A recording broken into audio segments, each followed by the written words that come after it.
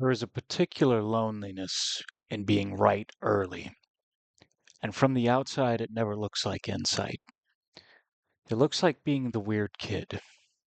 In my freshman year, I was 14, and I was the only person I knew who was angry, actually angry about the direction of a video game. Not disappointed, angry. The way you are angry watching something you love begin to be replaced by a counterfeit of itself, while everyone around you celebrates the swap. My classmates thought it was funny. The kid who's mad about Need for Speed. They weren't cruel, just baffled, because from where they stood there was nothing to be angry about. The games were getting flashier, louder, more popular every year. What I was seeing, and could not yet put into words, was that the thing getting louder was not the thing I had loved. The volume was climbing as the substance drained out. I didn't have the language for it at 14. This is the language. The weird kid wasn't being a snob. He was running pattern recognition on a hollowing, a year or two before it finished, and getting mistaken for a contrarian because nobody else could see the shape yet. To understand what was lost, you have to be exact about what the series actually was, because the loss is specific and not nostalgic. Need for Speed 2 in 1997, Need for Speed 3 Hot Pursuit in 1998, High Stakes in 1999, Porsche Unleashed in 2000. These were not games about driving. They were games about reverence.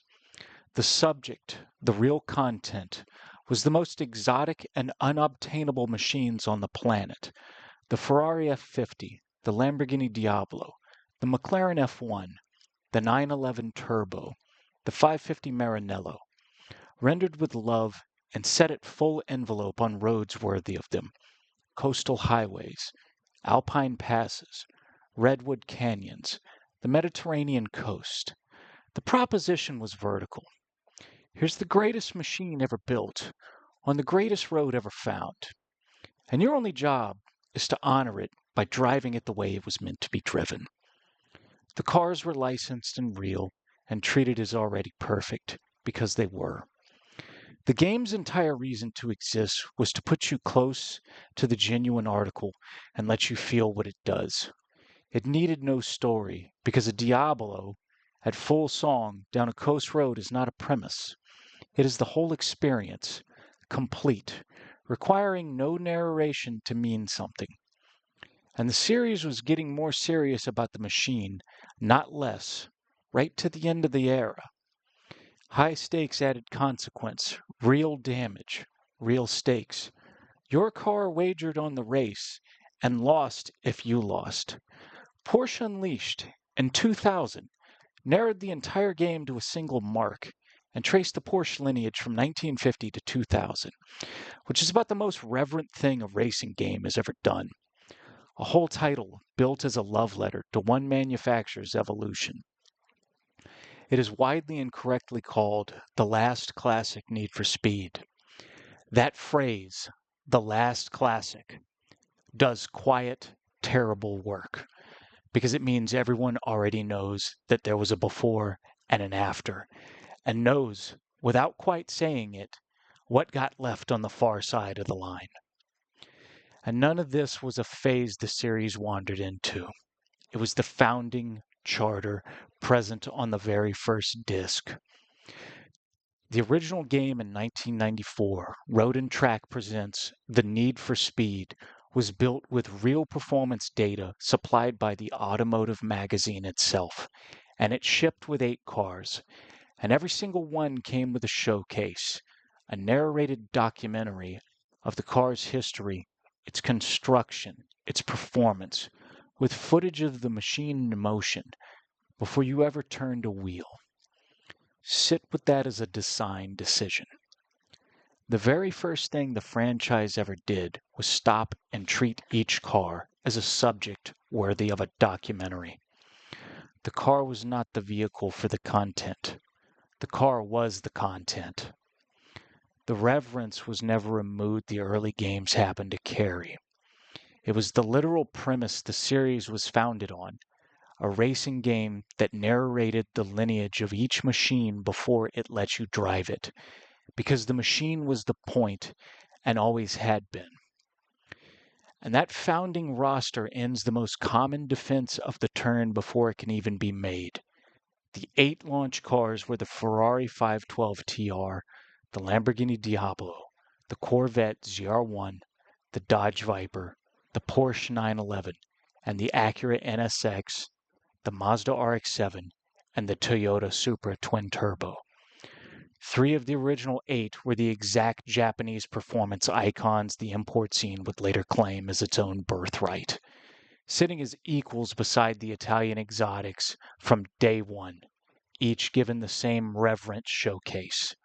So the underground crowd can never say the originals were snobbish European-only machines that never catered to them, or that the series ignored JDM until 2003.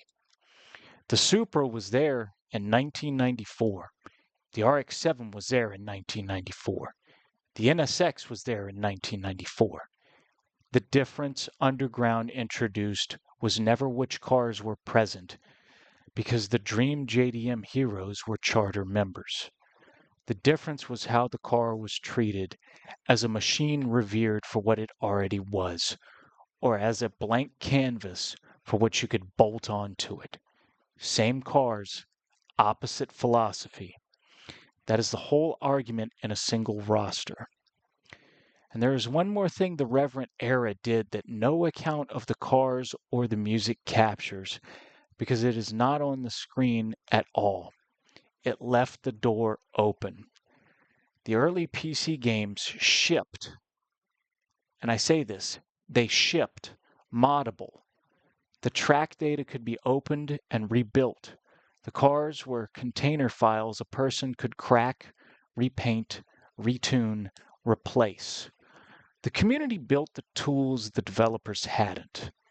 T3ED, the fan-made track editor for Hot Pursuit and High Stakes that lets you carve your own roads, paint booths and tuning generators, and car editors that let you add machines the game never shipped with. EA built the world, handed you the keys, and in effect said, make more of it. That openness was reverence aimed in the other direction. Not only the developers revering the machine, but the developers trusting the player to love it enough to extend it, and leaving the workshop unlocked so he could. And in that unlocked workshop, a thing formed that the sealed era could never produce. People authoring the world together. Custom cars and custom tracks traded between friends. The game becoming a shared project as much as a product. The wonder doubling because it was built and felt alongside other people.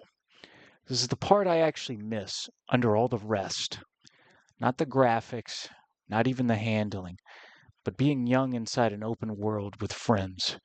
Trading the cars we'd made, driving the roads we'd built, none of us knowing yet that this was the good era and not simply how things were. The joy was never only in the driving. It was in the building and in the sharing and in the people I shared it with. And the open game was the thing that made all 3 possible at once. And that is what the turn sealed, the loss beneath every other loss in this essay. As the series went console first and closed, the formats shut, the editors stopped shipping, the keys were quietly taken back, and a game you can only consume is a game you cannot build inside, which means it is a game around which that particular kind of community can no longer form. The hollowing did not only swap the exotic for the imitation and the score for the playlist, it swapped the open workshop for the sealed box. It sealed out the thing that mattered more than any car, you and your friends and the shared world the open door had let you make together. And a quarter century later, the proof of how much that mattered is that the people who lived it are, right now, still building tracks for a 1999 game, still trading cars, still keeping the workshop lit long after the company walked away from it. That line is 2003. The game is underground. And the inversion is so total, it reads like a design negation of everything the series had been. Out went the exotic machines. In came the import tuners. Civics, Integras, 350Zs. The economy cars of the moment dressed up in body kits. Out went the scenic vistas. In came a fictional neon-lit city at permanent night. Wet asphalt, industrial sprawl, the underpass and the dim lot. Out went the open envelope under the sun. In came the grimy alley after dark. Every axis of the thing flipped at once. And that simultaneity is the tell. The cars got cheaper and the world got uglier in the same motion. Because they were the same motion. You cannot put a counterfeit machine on a Pebble Beach road. The contrast would expose it on sight, so the road had to get dark and dirty enough to hide what was now parked on it. That is the actual function of the grime, and it is worth saying plainly because it is usually mistaken for style. The reverent era put the real machine in beautiful light because the real machine could survive the scrutiny. Sunlight on an F-50 is a dare the F-50 wins. The body kit on a Civic cannot take that light. The whole point of a body kit on a slow car is the promise of a speed the car can't keep. The look of fast bolted onto a thing that isn't, the visual form of a lie. The neon and the wet midnight streets are not atmosphere. They are camouflage. The low light that lets the costume pass for the thing it's imitating. Here the account turns from criticism into something stranger. Because the mechanism of the hollowing has a name, and the name is too perfect to have been invented. Porsche Unleashed, the last classic, was built by EA Canada. After it, development of the mainline series passed to a studio called EA Black Box, who made Hot Pursuit 2, and then Underground, and everything that followed for years. The studio that drove the series into the gutter is, by literal corporate fact, named Black Box. I have spent years writing about the way genius migrates behind the glass, how real capability, once legible on the surface where anyone could revere it, gets sealed inside an abstraction you are simply told to trust. And the studio that performed that exact migration on the thing I loved is named, with no irony intended by anyone, Black Box. And the mechanism is the one I keep meeting everywhere. Because it is the deep pattern under all of it. This was entropy, not betrayal. No villain seized Need for Speed and ruined it on purpose. There was no moment of corruption. The reverence simply lived in a particular creative conscience. Whatever it was at EA Canada that pointed the early games at real machines on real roads, and when the work passed to a profit-optimizing apparatus chasing a cultural wave, the conscience did not transfer with the trademark. The name stayed. The reverence left. The box still said Need for Speed. EA's logo still sat in the corner of the before and the after, both. And underneath it, the founding thing had hollowed into its opposite while keeping every letter of its name. The fire gone out, the furnace still burning, printing sequels of a thing that no longer existed. If you want the single hardest piece of evidence that the subject had been lost, it's not aesthetic and not arguable. It is a fact about the product, and it is this.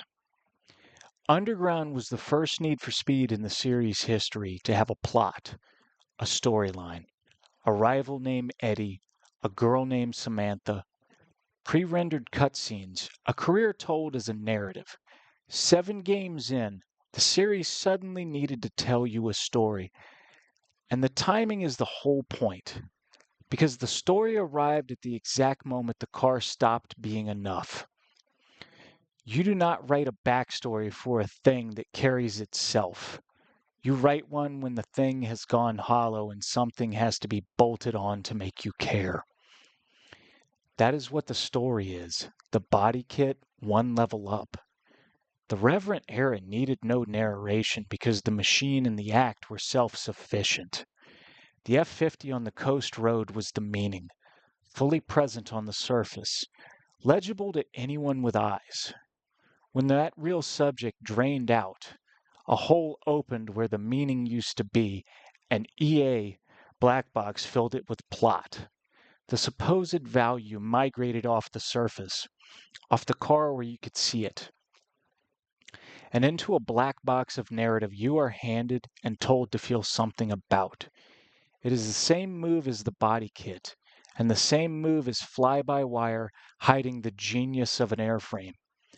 Capability that was once visible and revered, swapped for an abstraction you're instructed to take on faith, which is why a Need for Speed developer reaching for the word story is announcing, without knowing it, that the car is no longer the point. Because it was never about a story. It was always only about the car. The Reverent era understood this so completely that it never once tried to narrate. It put the greatest machine on the greatest road and got out of the way. The moment the series began telling you a story is the moment it admitted it no longer trusted the car to be reason enough. And a Need for Speed that doesn't trust the car has forgotten what it is. The same substitution happened to the music, on the same axis, at the same turn. And it is the cleanest proof of all, because it has names and dates. The Reverent era games did not license their soundtracks. They commissioned them. The driving music of Need for Speed 2, 3, High Stakes, and Porsche Unleashed was original score composed in-house by EA Canada's own people, Ram DePrisco, Saki Kaskas, Jeff Van Dyck, Alastair Hurst. Bespoke electronic music built for one purpose, to be driven at speed. DePrisco's tenure was almost too on the nose. He scored the series from the second game through the last pre-Underground title, and not a step further. His run as the franchise's composer, mapping exactly onto the Reverent era and ending exactly where it ended. The music was made for the car by the people making the game, and it was good enough that fans still trade those tracks a quarter century later. An orchestral techno menu theme so loved it got a remix in a game 2 decades on. Then at the 2003 turn, the soundtrack flipped, but the flipped was not licensed replacing composed, which is the lazy version of this complaint and not the true one. The early games licensed music too. DJ Icy, Junkie XL, a handful of outside tracks sitting right beside DePrisco and Kaskas. The point is that they meshed. Every track, composed or licensed, was chosen to do the same single job, to be driven to at speed. So the soundtrack held together as one purposeful thing. Underground licensed differently. Its music, Mystical, Rob Zombie, Lil Jon, The Crystal Method, was chosen to sound like the cultural moment, to ride the fast and the furious wave, while the original composition that remained got demoted to cutscene scoring and the trend played over the wheel. The line was never bespoke against licensed. It was music curated toward the car against music curated toward the trend. And the early soundtrack meshed because every soundtrack was chosen to serve the drive. while the later one cohered only as a snapshot of what was hot that year. And this is the same hollowing as the story and the body kit, 1 cent down. Not music bought instead of made, but music aimed at the moment instead of at the machine. A soundtrack curated the car, toward the car, is capability in service of the thing. Every track meshing because every track was picked to fit one purpose. The way the Countach's every line was drawn to do a job.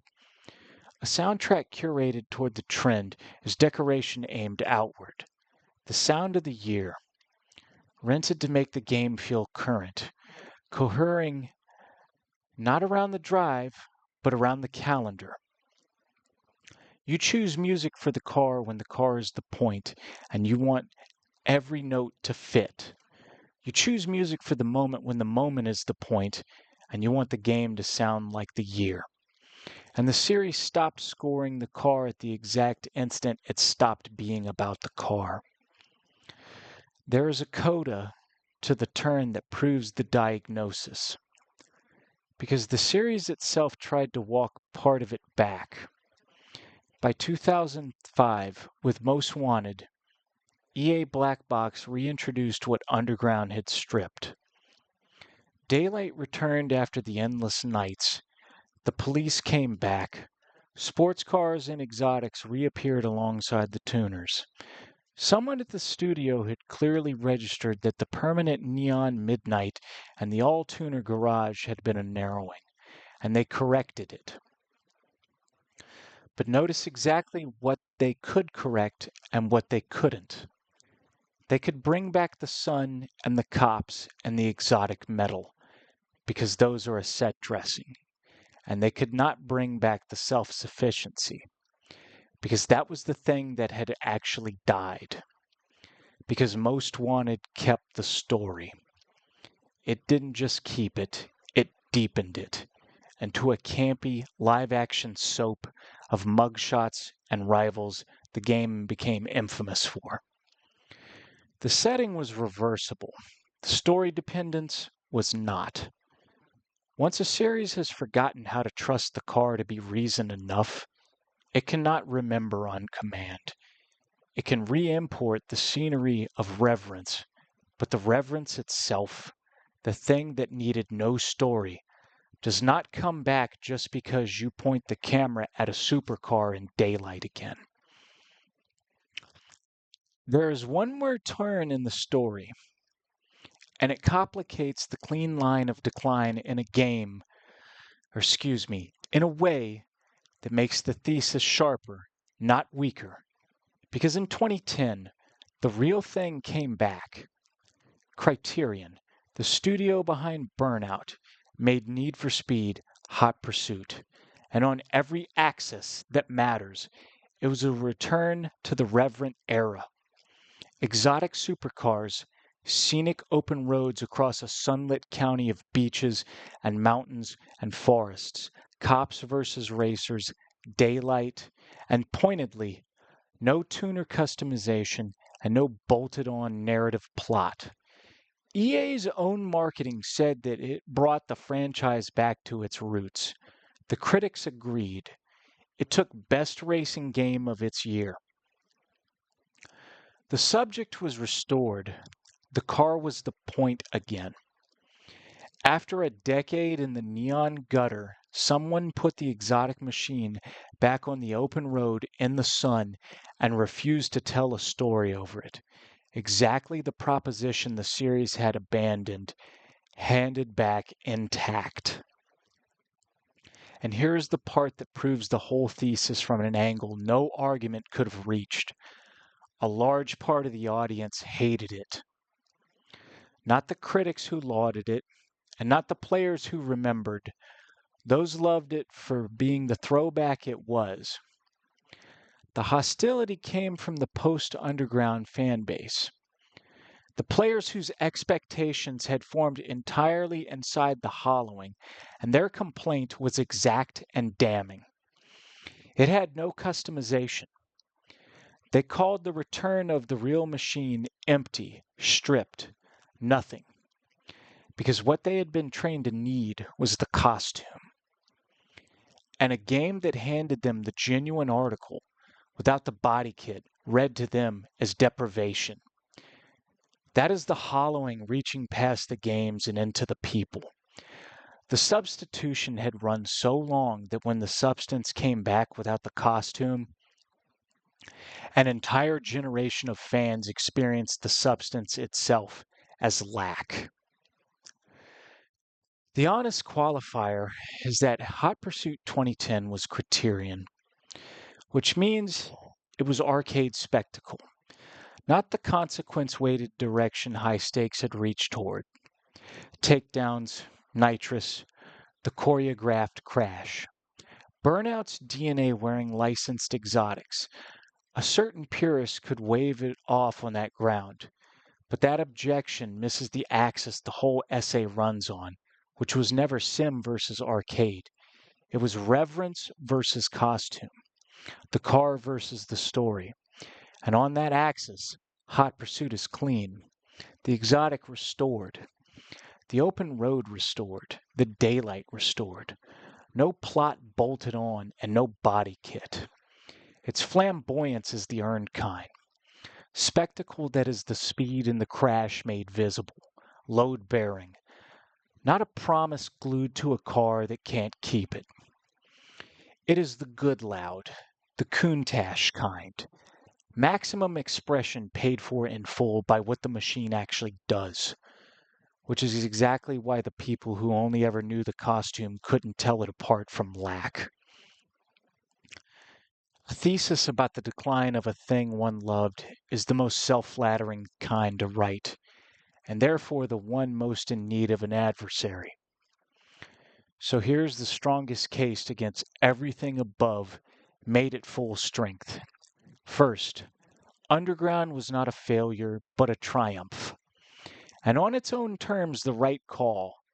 It rode the exact crest of the Fast and the Furious import tuna craze, captured a genuine cultural moment perfectly, and became the most commercially successful entry the franchise had produced to that point, selling in the millions, reviving a series that had been drifting and funding everything that came after.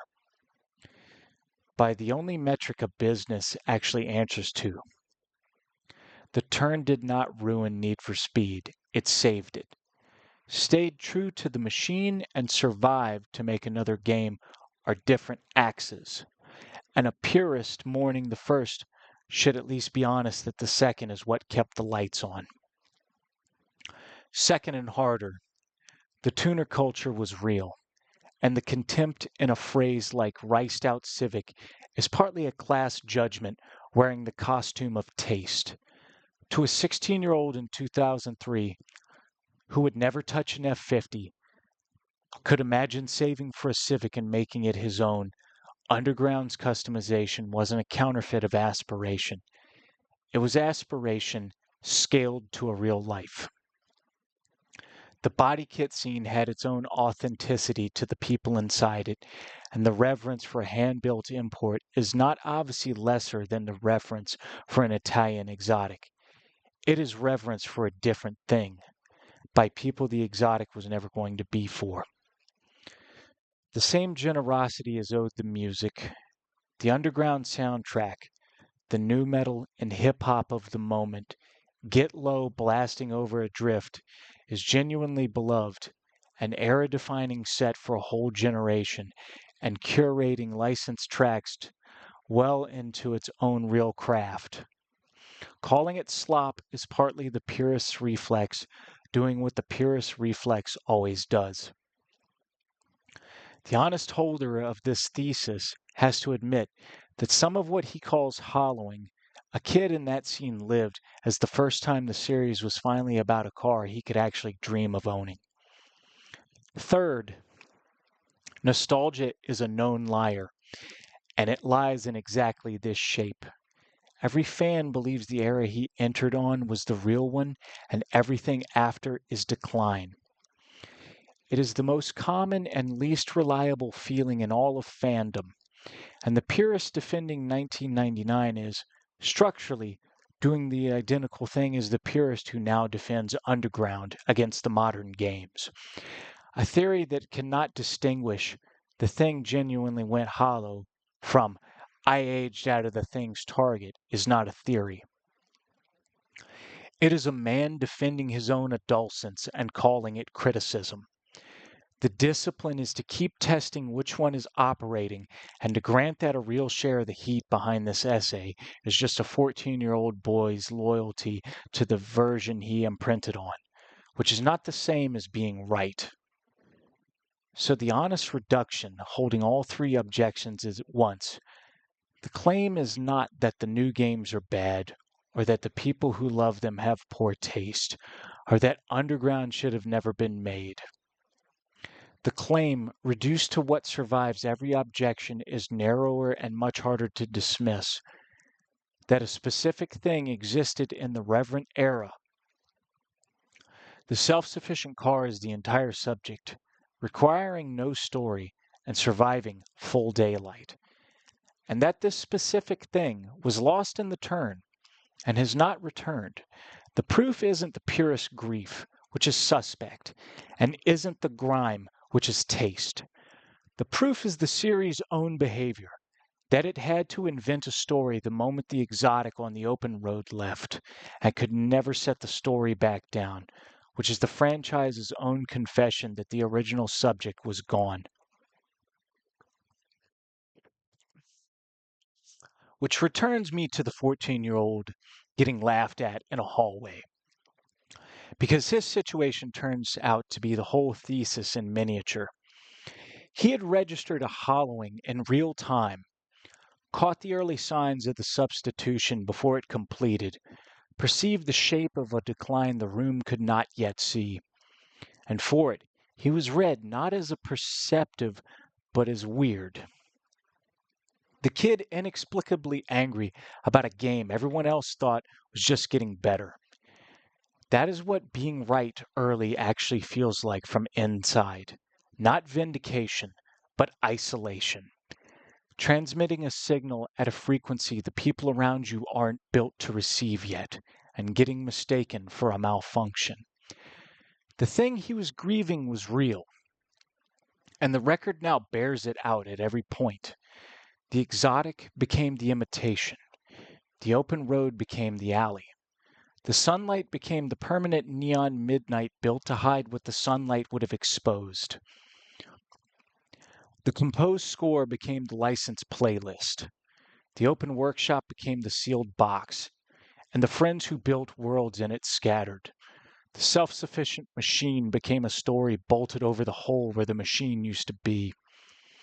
A series that was once a standing act of reverence for the genuine article became an imitation of itself, wearing its own name, scored by a rented playlist made by a studio called Black Box. And when the real thing finally came back in 2010, exotics on the open road in daylight, no story, no costume. A generation raised inside the hollowing called it empty, which was the last proof he ever needed, arriving years late.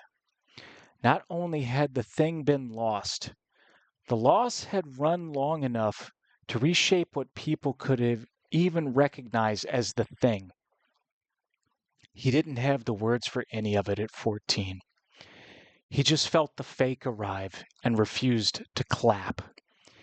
And he kept the boxes. Need for Speed 2, 3, and High Stakes. The Reverent Trilogy, intact in his since new. The artifacts from before the subtraction, preserved the way you preserve any proof of a thing that was once true. The mockery faded. The franchise sold its millions. And the weird kid grew into a man who can finally say in full what the boy only felt. It was never about the story. It was always about the car. And the cruelest part of a hollowing is not that the real thing leaves, but that it can come back and find an audience that no longer knows it. He still knows it. He kept the boxes. This was never only about a racing game. Everyone has a version of it, a thing they loved, hollowed out while the crowd cheered the swap, replaced by a counterfeit wearing its name, and the awful private certainty that something real had just been quietly killed, and you were the only one in the room who felt it go. The weird kid in the hallway is not a car enthusiast. He is anyone who ever grieved a thing before the room could see it dying. If this sits in your chest heavier than an essay about Need for Speed has any right to, it is because the subject was never about the car. It was the losing. And you have lost something too. I keep these the way a person keeps a photograph of someone gone, not to bring the thing back, which cannot be done, but so the loss is witnessed exactly in full and never allowed to soften into forgetting. We do not get the thing back, but refusing to forget it precisely enough as its own kind of keeping, is its own kind of keeping. And it is the last honest thing left to do for something that was real. And I still have these.